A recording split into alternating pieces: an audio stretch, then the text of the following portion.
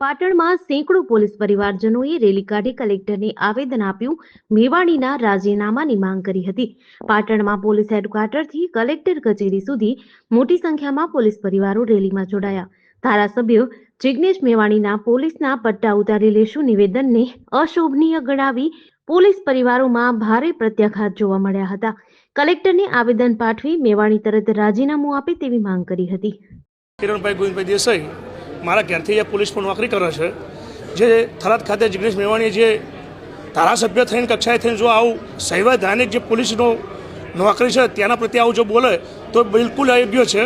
ખાલી સોશિયલ મીડિયાના માધ્યમો ખાલી પ્રચલિત થવા માટે અને વ્યૂ વધારવા માટે થઈને જે આ બોલવામાં આવતું હોય છે એ ધારાસભ્યને કદી શોભે નહીં. કોઈ બી હોય, કોરોના હોય અથવા તો આપણે બધા પ્રસંગ કરી શકીએ છીએ એનું કારણ પોલીસ છે. સરકારી નોકરીમાં રાત દિવસ બીજે કર્મચારીનો તો ટાઈમ બી હોય છે 11 થી 6 હોય, પણ અહીંયા કોઈના બી ટાઈમ નથી. પોલીસની નોકરીમાં રાત દિવસ હોય છે. અમે અમારા પરિવારનું જોઈએ છીએ તો પરિવાર વતી અમારે બધાની લાગણી દુભાય છે, કર્મચારીઓ વતી બી, કે ભાઈ આ વસ્તુ યોગ્ય નથી.